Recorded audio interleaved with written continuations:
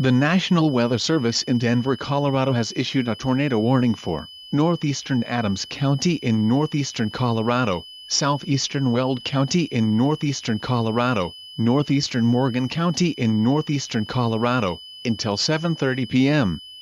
At 6:34 p.m. Mountain Daylight Time, a severe thunderstorm capable of producing a tornado was located along I-76, or 20 miles east of Greeley, moving northeast at 20 miles per hour.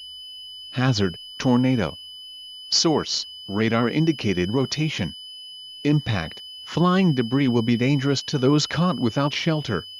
Mobile homes will be damaged or destroyed.